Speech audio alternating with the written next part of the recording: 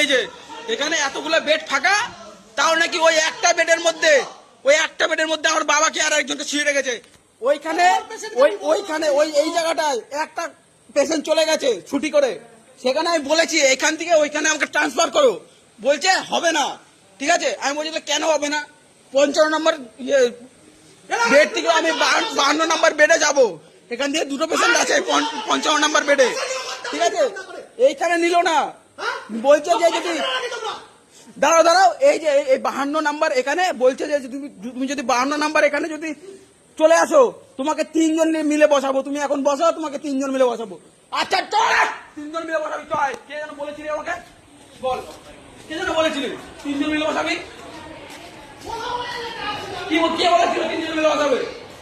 হ্যাঁ, কাকে বলছো তুমি? কে বলেছিল 3 জন মিলে বসাবে? কাকে বলছো? আমি তোমাকে কিছু বলেছি?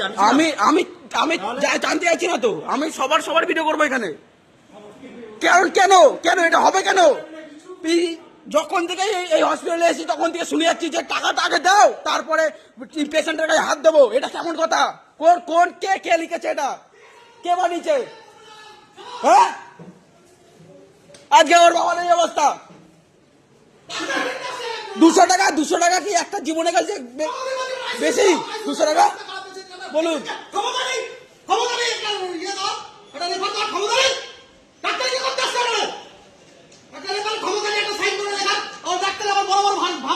আধ ঘন্টা পরে আয়, আধ ঘন্টায় কি কেমন আমার বাবা কেমন সময় দিয়ে গেছে আপনি কি জানেন?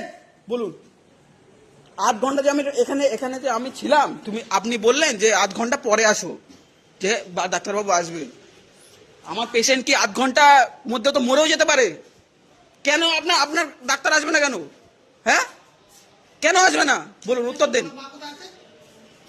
আমি সত্যি কথা বলছি, ঠিক আছে? ওই ছেলেটাকে যদি পাই আমি মেরে এলবো, কিন্তু বলে দিলাম, ঠিক আছে? ড্রিঙ্ক করে। দাঁড়া বাথরুম কোথায়? এখানে চলো, বাথরুমে যাচ্ছি।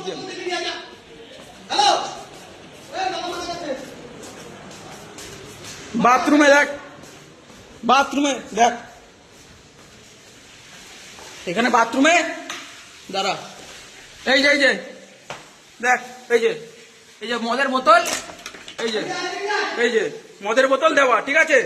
তাহলে এখানে এইসব খানকির ছেলেদের কি বলা উচিত? হ্যাঁ, এসব খানকির ছেলেদের কি বলা উচিত?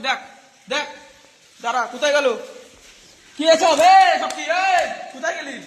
দাঁড়া, গাঁটটা কেমন ভাঙতে হয় দাঁড়া দেখাচ্ছি। কি এটা? কি বলতে পারবা? কি এটা? কি বলতে পারবে? এটা ভিডিও হচ্ছে, বলো কি বলতে পারবে? এটা জানো না, তাই তো? ঠিক আছে, জানতে পারবা? এটা কি দেখো তো একটু, এটা কি দেখো একটু, এটা কি দেখো একটু, দেখো এটা কি, এটা কি একটু বলুন, এটা বলুন কি কি? কেন বলতে পারবেন না? আপনাদের এই এখান থেকেই পাওয়া গেছে এটা। আমি এখান থেকে ভিডিও করে অল রেকর্ড করে নিয়ে আসছি আমি এখান থেকে। ঠিক আছে না, এখন কি ঠিক আছে বললে কি আমার বাবা ফেরত আসবে? বলুন। সেটা আমাদের কাছে অনেক বড় ব্যাপার, তো আপনাদের কাছে কোনো ব্যাপার না হতে পারে, ঠিক আছে? আমার কাছে অনেক বড় ব্যাপার। এইটা আমি কমপ্লেন করবো, ঠিক আছে? এই নিয়ে গেলাম এটা আমি, ঠিক আছে? ও এদিকে এসে লাভ নেই।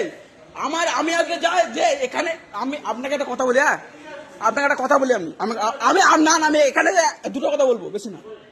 আমি যখন থেকে এখানে এসেছি, ঠিক আছে, আমি প্রথমে একটা কথা শুনেছি যে 200 টাকা দাও, তারপরে তোমার বেডে হাত দেবো আমি, বা তোমার এই আমাকে 500 টাকা চেয়েছে 3 ঘন্টায়